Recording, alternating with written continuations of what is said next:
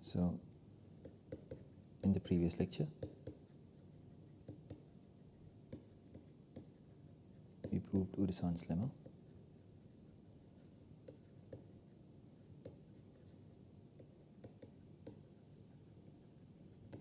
And today we shall prove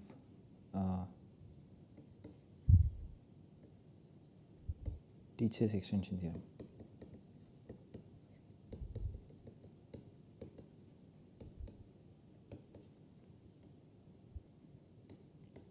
So what does it say? So let X be a normal topological space,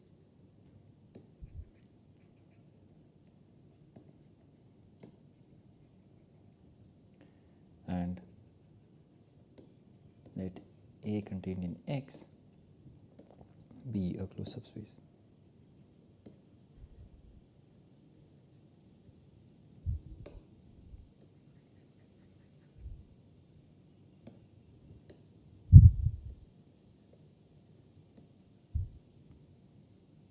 Okay, so then there are two assertions.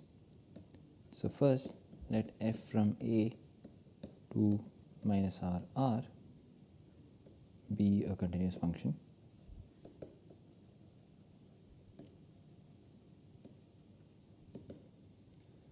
Then we can extend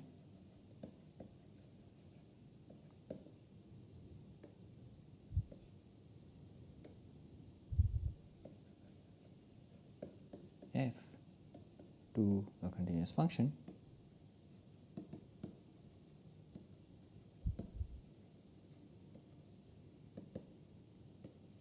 f from X to R. So what does it mean? It means that there is a continuous function which is this capital F, such that f restricted to A is equal to this f we started with. So let's prove this. So proof. So we will use Urysohn's lemma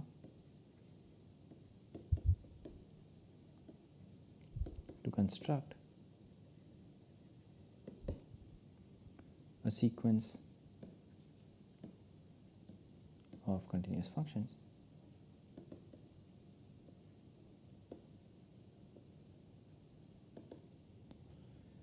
f ends from X to minus R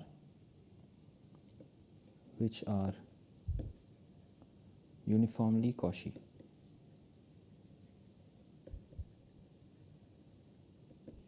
Right. So I just want to define what this means.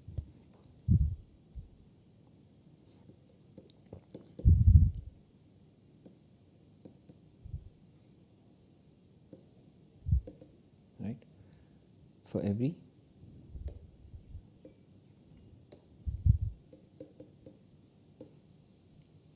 epsilon positive, there is an n such that for all I comma j greater than or equal to n, and for all x in X we have absolute value of fi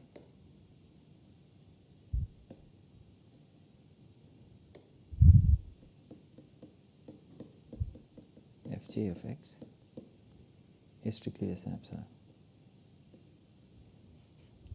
Okay, so this will in particular imply that for every x, the sequence f n x n greater than or equal to 1 is Cauchy, is a Cauchy sequence.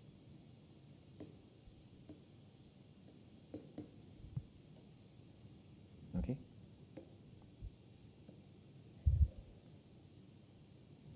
So given such a uniformly Cauchy sequence, let us try to show that we get a continuous function. So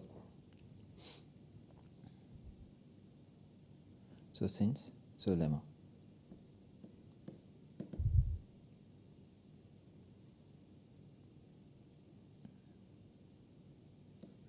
Given a uniformly Cauchy sequence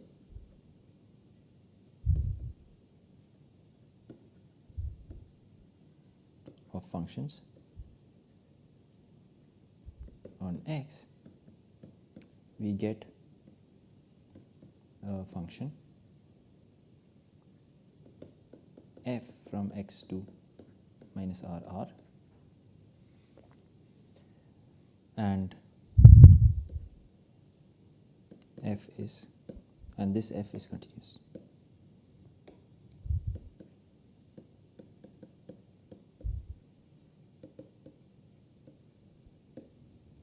Okay, so let's prove the continuity of f. So proof of lemma.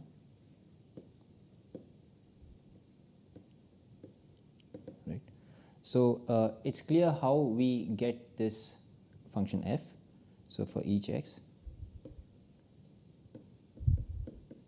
the sequence fn x n greater than or equal to 1 is a Cauchy sequence in this interval minus r comma r, and so it converges to a point which we define to be f of x. Okay, so how to define f is clear. So let us show that f is continuous. So let us show that f is continuous. So we will sketch a proof of this.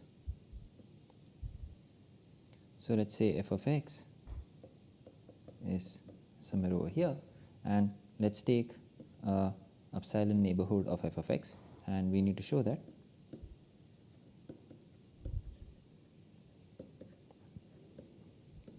f inverse of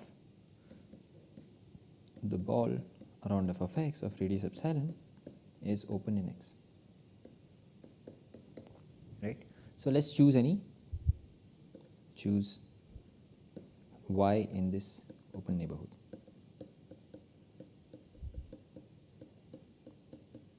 Right. So f of y lies somewhere over here. Right. So now let's look at this equation. So mod f of y minus f of y prime. So this we can write as, so let's write this as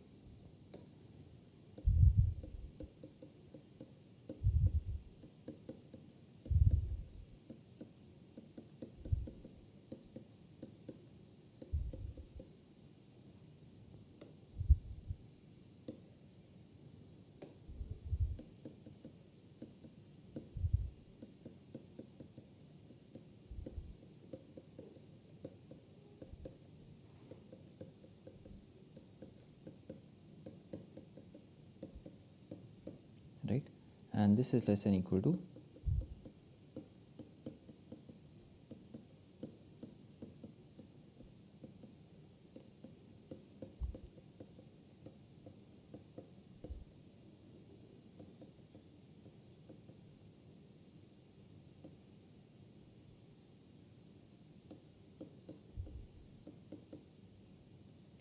this should be f of y.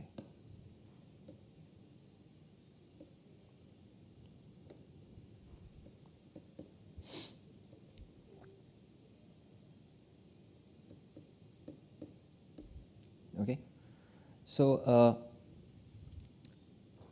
since the fn's are uniformly Cauchy,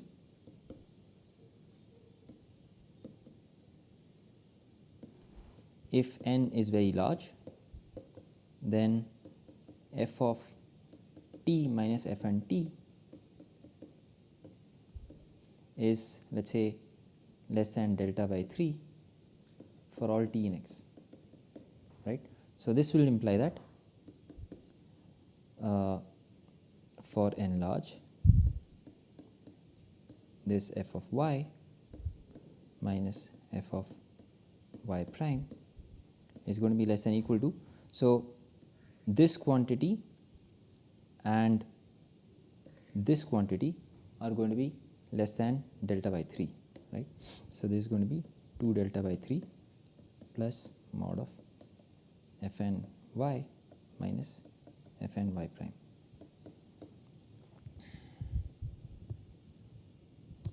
Okay, but now as fn is continuous,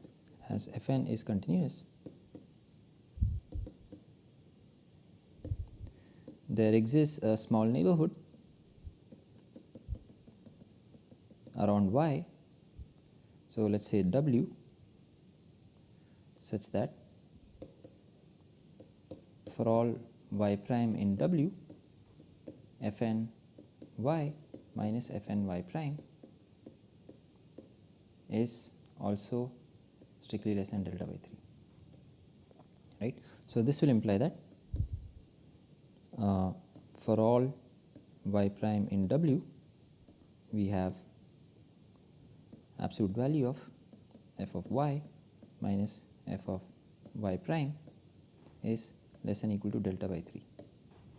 Okay, so it's less than or equal to delta, sorry, in fact strictly less than delta, but okay, right?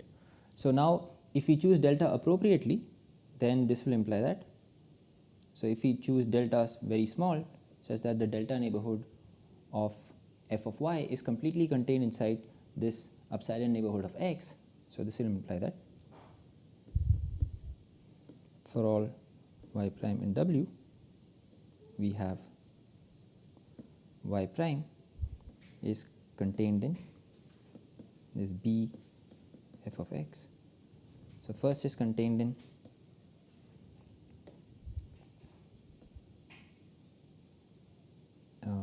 f of y comma delta, okay, so this is actually strictly less than delta,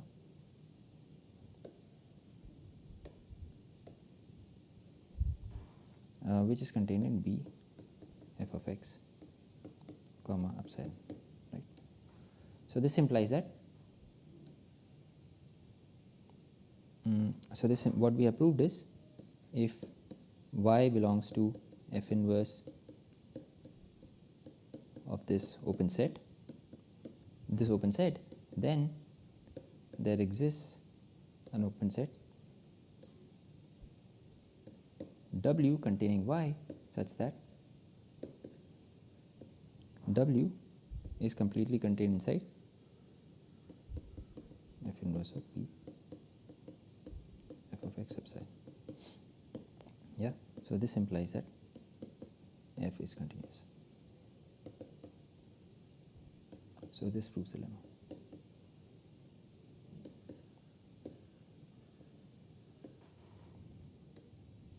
Okay, so now using this lemma, we will prove Tietze's extension theorem. So let's continue with the proof. So it suffices to construct a sequence of functions fn's. So first let us construct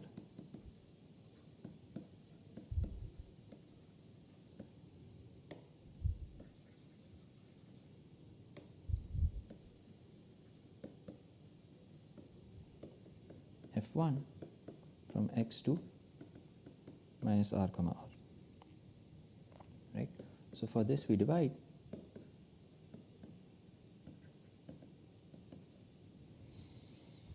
the interval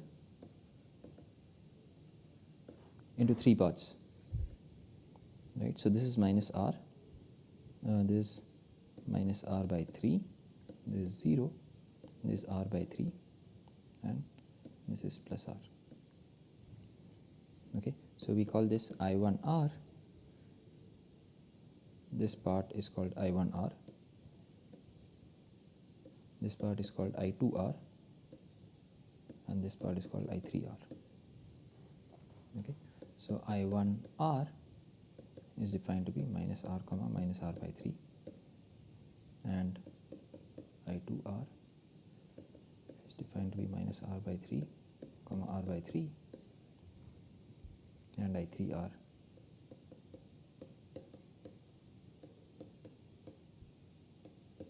right.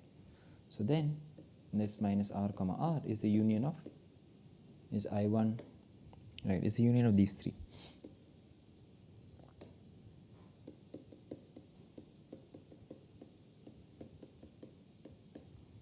Okay, so as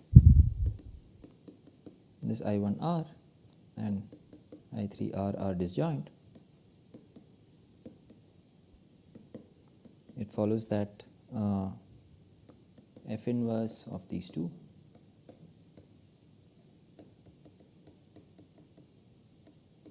are disjoint.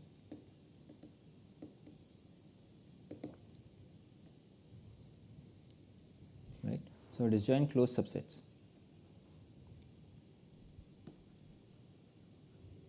of A. Right. So recall that small f is a function from A to minus R comma R. Right. Okay. So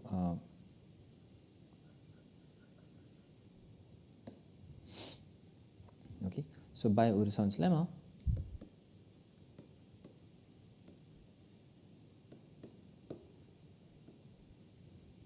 there is a continuous function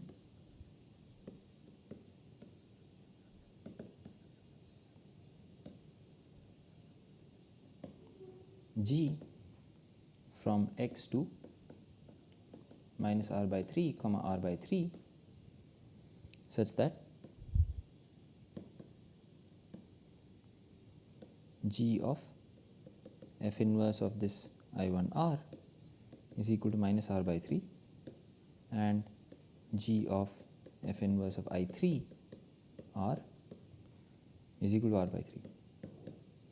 Right. So note that we had proved Urysohn's lemma for in statement of Urysohn's lemma we had a function f from x to 0 1, but obviously 0 1 is homomorphic to minus R by 3 comma R by 3, so we easily achieve this also. So let us denote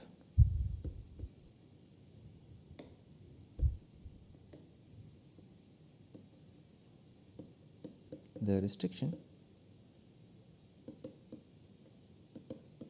of G to A by G sub A. Okay, so we claim that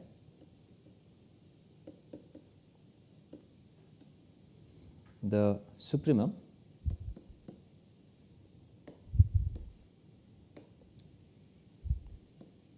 f minus G sub A, the infinity norm, this by definition is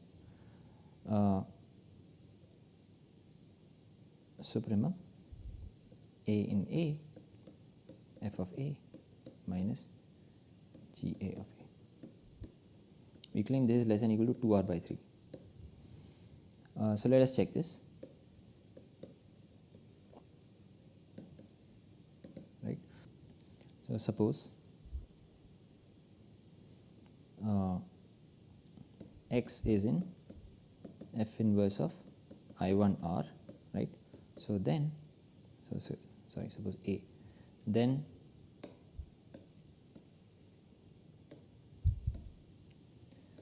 f of A belongs to minus R comma minus R by 3, and by definition G of A is equal to minus R by 3, right?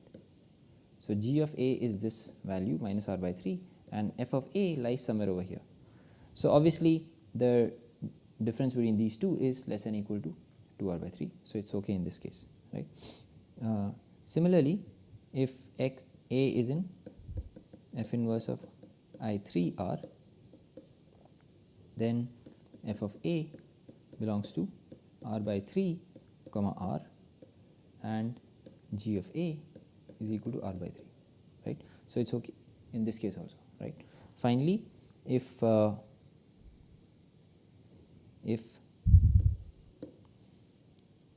belongs to f inverse of I2R,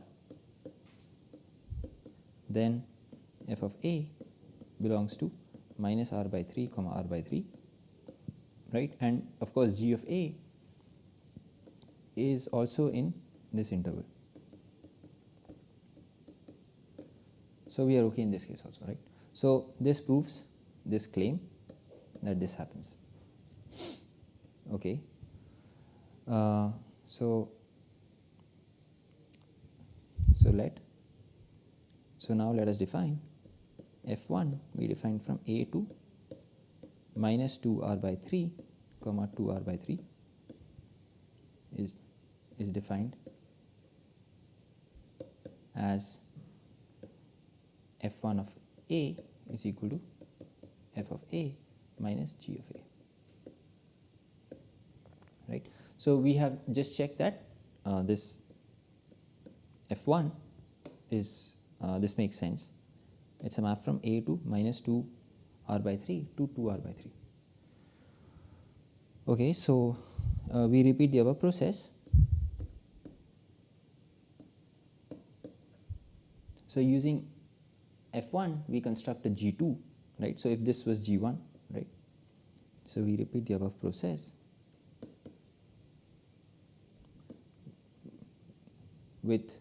by replacing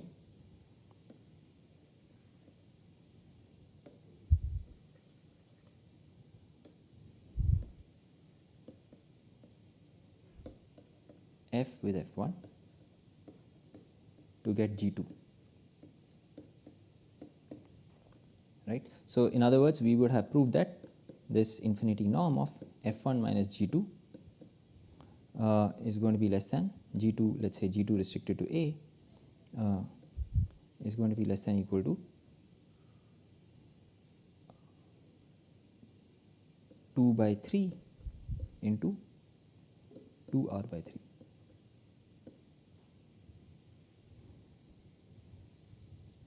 Right, so this is equal to 2 square r by 3 square, right? So, but when we substitute for f1, so this implies that the norm of f minus f1 is this thing minus g2 infinity is less than or equal to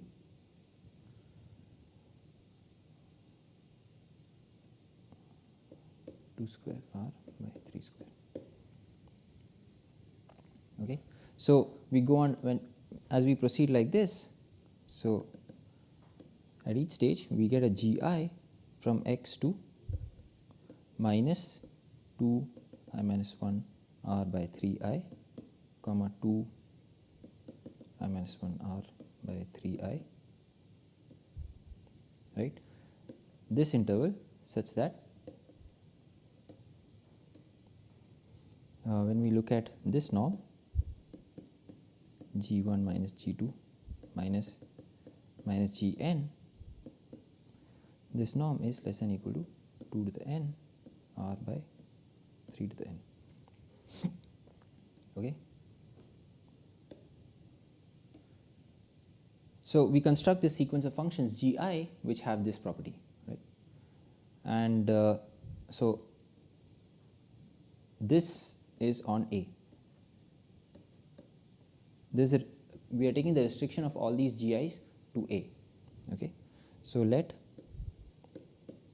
fn be equal to the function g1 plus g2 plus gn, right? So then fn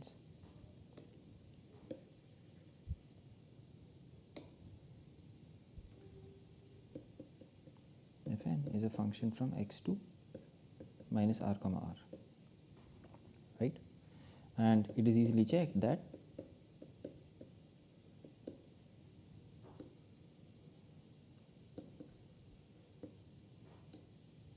one, fi's are uniformly Cauchy.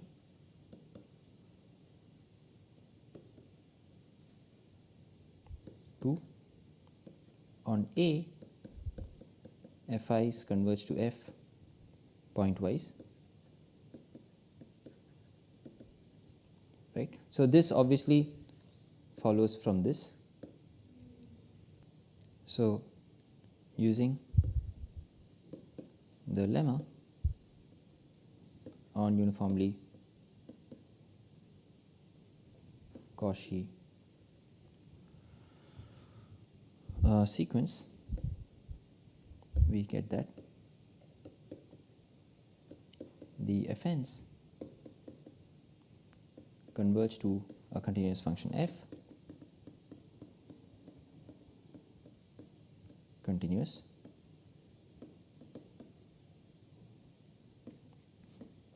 and fn restricted to A converges to f, but it also converges to f restricted to A, which implies that f restricted to A is equal to f. Okay, so this completes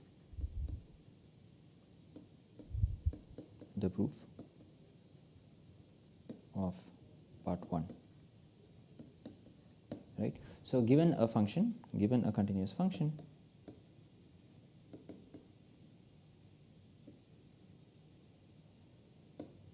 f from A to minus r comma r, we have extended this to a continuous function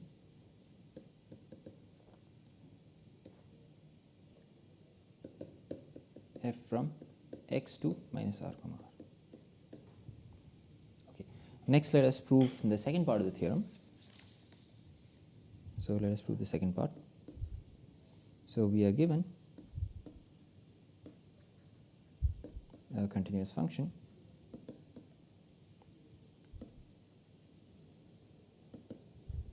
f from A to r. Right. So fix a homeomorphism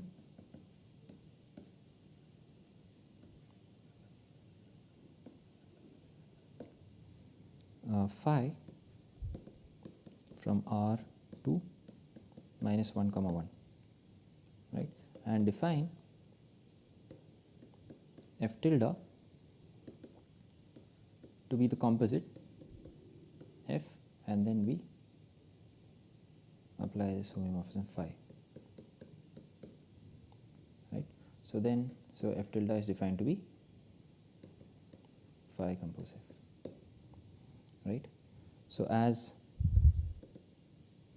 minus 1 comma 1 is contained in this compact interval, so this implies that f tilde is a continuous map from A to minus 1 comma 1. And using the previous part, we get a continuous function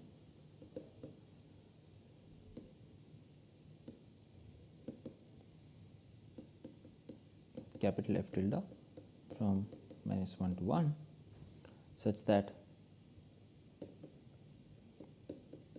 f tilde restricted to A is equal to f, is equal to this f tilde. Okay. So now we want to slightly modify this and get an extension of this f as a continuous function from x to r. So how do we do that? So let D be the closed subset f tilde inverse of minus 1 union f tilde inverse of 1, right. So as f tilde of A is equal to f tilde of A, this contained in minus 1 comma 1, this implies that A does not meet D, right. So thus there is a continuous function h from x to 0 1 such that h of A is equal to 1 and h of D is equal to 0, right. So consider the function. Now we have two continuous functions f tilde and h, so we take their product. Yeah? consider the function. So the product is continuous because both of them are continuous. H times f tilde, this is from x to minus 1 comma 1, right. So we claim that the image is in the open interval, right. So we claim that the image is in the open interval minus 1 1. So why is that? If not, there exists some x such that h of x into f tilde of x is equal to plus or minus 1, right. Now the only way this can happen is that, so this implies since h of x lies between 0 and 1 and f tilde of x has absolute value less than or equal to 1, the only way this is possible is that h of x is equal to 1 and f tilde of x is equal to plus or minus 1, right. But if f tilde of x is plus or minus 1, then x is in D and h of D is 0, right, which is a contradiction.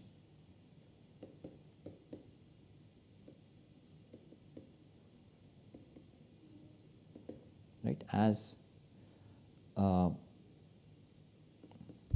tilde of x is equal to plus or minus 1 on D, only on D,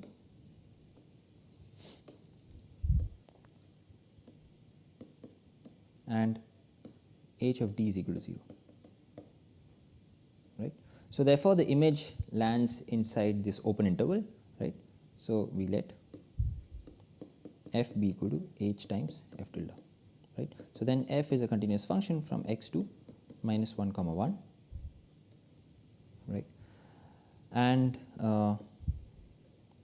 f restricted to a is therefore equal to h restricted to a times f tilde restricted to a, but this is equal to f tilde restricted to a,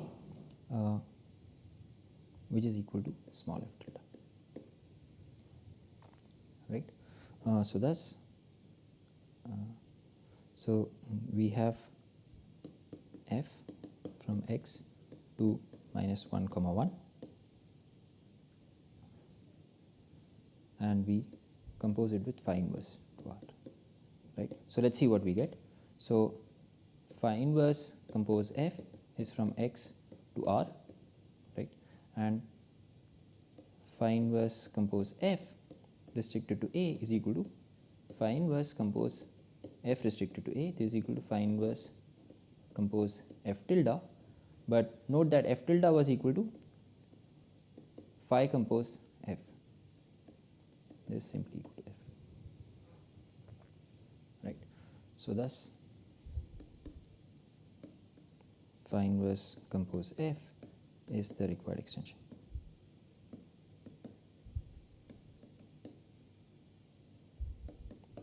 So this completes a proof of Tietze's extension theorem. So we will end this lecture here.